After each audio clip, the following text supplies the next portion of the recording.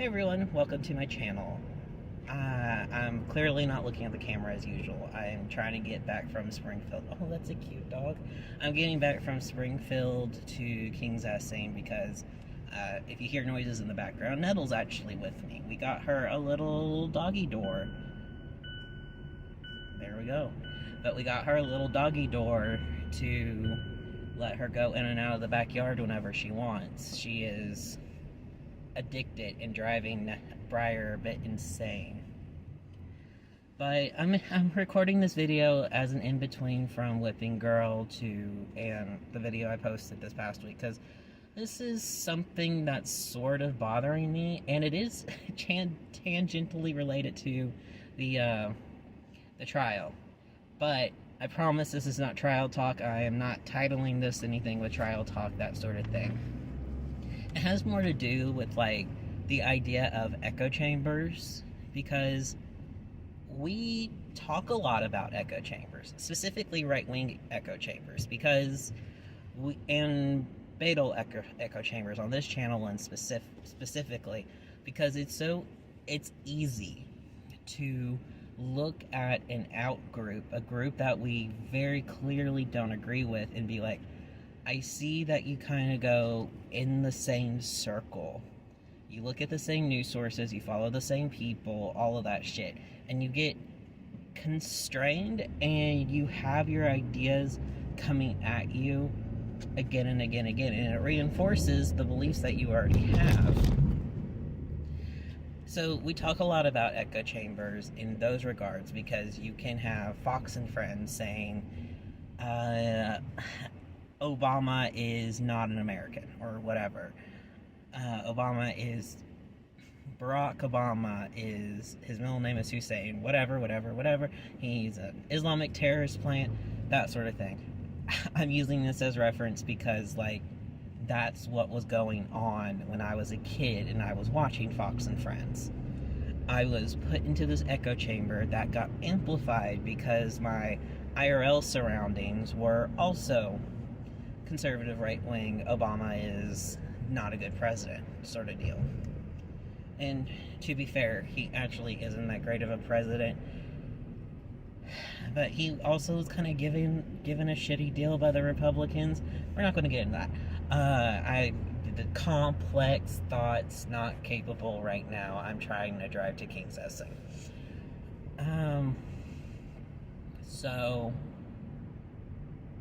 we recognize these echo chambers for other people, but I think it's really easy to forget that we're also susceptible to it, and this is where the Depp v. Heard trial comes in, because there's a lot of websites that I look at and I use as resources and jumping off points for a lot of the research I like to do. So we're talking like Vox and Variety, liberal to left-leaning sources. And in this trial, they're talking about how Heard is innocent, completely innocent, and this is a Darvo situation where, if you don't know what that means, it is deny, attack, reverse victim, and offender. So essentially, because Depp is saying that Amber Heard abused him... What? Sorry, a car is decided to like go on the main road to go into the same parking lot it just pulled out of. I don't understand people.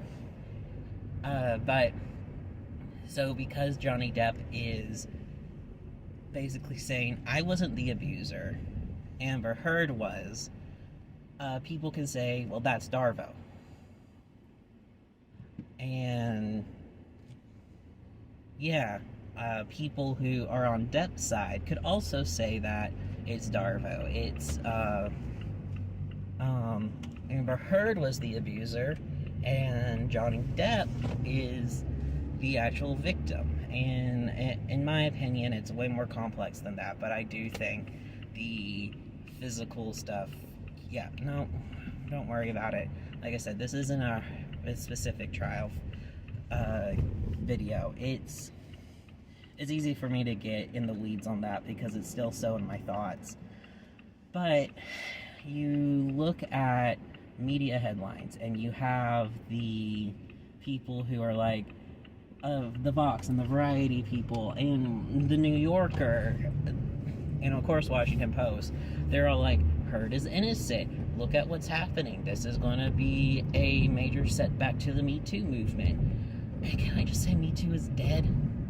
Like, you go look at it in Google searches and stuff, and it's not being used anymore.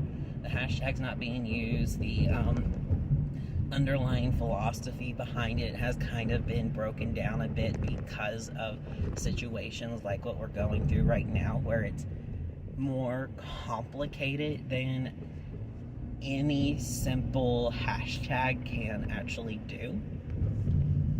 But again, not going into that either. We're sticking with the media. So if you're only watching news articles and you're avoiding certain outlets like the Daily Wire, which is, the Daily Wire is a piece of trash that no one deserves to give the time of day to. So you're like avoiding the media that you know is bad. They're going to have bad takes because they are bad and rotten to the core, and you are following the more trusted ones, where it's Vox and Variety and the New Yorker, and they are more philosophically aligned with your beliefs.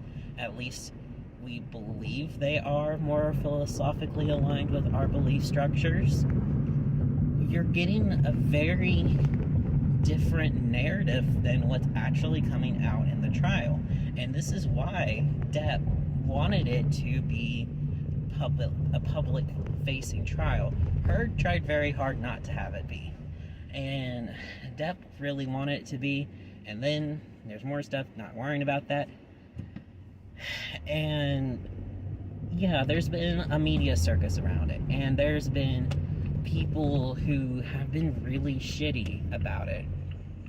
And honestly, we can look at human history and be like, well, this makes sense. Flag Day celebration? Whatever. If you think about it, humans have always been fascinated by this sort of destruction of a person, of a personal identity. We have everything from public executions to gladiator fights, and then there was the O.J. Simpson trial, which was huge. I believe it was public too. The Michael Jackson trial, to go more in my lifetime, that was huge. And I was on Fox and Friends, and I was watching how they were talking about Michael Jackson being a child abuser and sexually assaulting them and grooming them. And I honestly have not looked into it, so I don't know how true that bias that got put into me as a kid actually is. Like, I made a point of not listening to Michael Jackson music growing up because I was convinced that he was and when my band would play like Back in Black, because I was a marching band and that was one of the songs we had to learn, I refused to play it. That's how strong the bias was in me. And again, I don't know if he is actually innocent or not because I've not bothered to look into it. My political leanings have changed, and I can appreciate some of the music he's done now, but I actually have never given myself the time or energy to really look into it because ultimately it doesn't matter to me that much. I'm not super into music anyway, and that's kind of a problem. So that's part of why I decided to actually watch the case, and that's why Depp himself wanted it to be public so that he could share his side of the story, especially after the UK trial, which was closed. And someone I followed online posted an article that was very pro Amber Heard, and it was talking a bit about the insanity that's surrounding it, some of the more obvious bad apples, because the fan cams and the cosplay. There's cosplay. God damn. There's all sorts of really fucked up shit going on that, again, really does tie back into the sort of human nature of all this shit, but also it's not exactly good. Humans are so complicated, I swear. We do a lot of good, but we do a lot of bad too. And some of it's mob mentality, some of it is catharsis, and then some of it's both. Like, maybe some of this stuff started out as catharsis or just genuine expressions of anger towards being lied to and that sort of thing, and now it's become this other thing. And so let's talk a bit about that, but it made several not truths. I don't necessarily want to call them lies, so that's essentially what they were, but if you paid attention to the case, they didn't fit the mold. They were truth adjacent. And I saw that article, and I was like, please tell me you're not doing this, and they reacted very harshly because of the Darvo thing, and put me on blast, basically. They posted our DMs publicly, didn't censor the names or anything, which was very much an overreaction in my estimation. And again, the sort of social circle echo chamber hit again, because this person is way bigger than me. And he posted this, and then people were like, oh, you clearly stepped over a boundary that was made, until I went and looked at the actual timestamps, and I had some people helping me with that, and it was like, everything got completely misconstrued. I don't know how to explain that better, but it's interesting, because there is this narrative being put out by this one individual, and it's very much their truth. I'm not saying that what they're saying is completely wrong, and their emotional reaction to the situation is as valid as the people who are looking at this case, and they're seeing this negative support for Depp from people that are genuinely awful people, and are using this as a moment to sort of nitpick and hate on women in a long dead movement. So I understand that frustration and that fear and the knee-jerk response, but it's just so interesting seeing how things end up reinforcing themselves. And it reminds me a lot of when I'm still unlearning some of the echo chambers I was in, because I was and am drinking the Radfem Kool-Aid in some instances. If you remember back in October, I was talking a lot about how it feels like I shouldn't be a man, because being a man is the worst. And then I flipped on a dime and was like, no, fuck this is wrong. And now I'm reading Julia Serrano, and I'm hating pretty much every other word. But she's given me some good media recommendations, gotta give her that. So it's just, the echo chambers are consistent, and now I'm glad that I'm learning how to read articles better and take what I see with a grain of salt. And if I'm able to, because I'm really bad at researching, this is why I need help from people so much, but I'm able to, if I find a nugget that I can use to Google, I Google that nugget, and I'm able to find 3 or 4 different resources, and I can slowly comb my way back to maybe original police documentation or whatever. And we know police, oh God, that's the biggest thing about this trial, is they're making me believe in the police for once, and it's like, God damn it, I hate this. But all of this stuff, and I end up being able to sort of discern the truth a bit better than if I had just read the first article and was done with it. And I don't know. That's a skill I'm glad I'm developing, because that's super important, because most of the time things are not black and white. We're not facing down the Nazis who are actively putting people into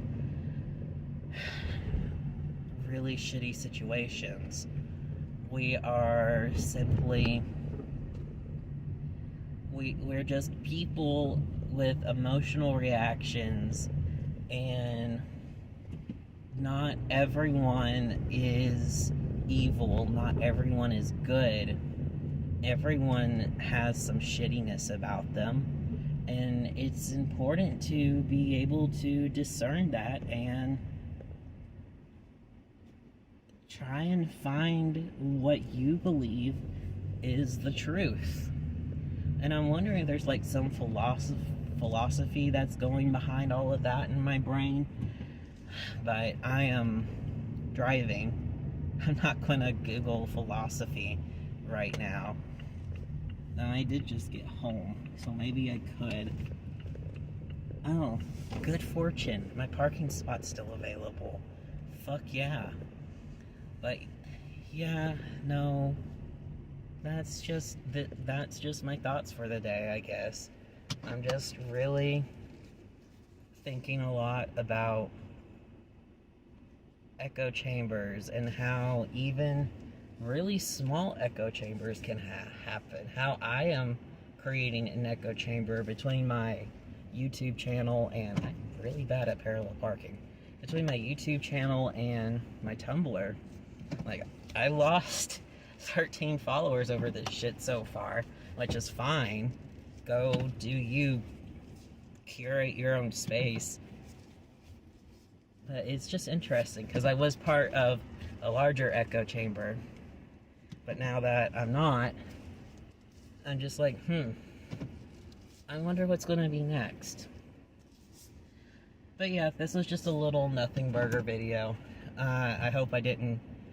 We'll see how, if I even post this. But yeah, I'll talk to y'all later. Bye.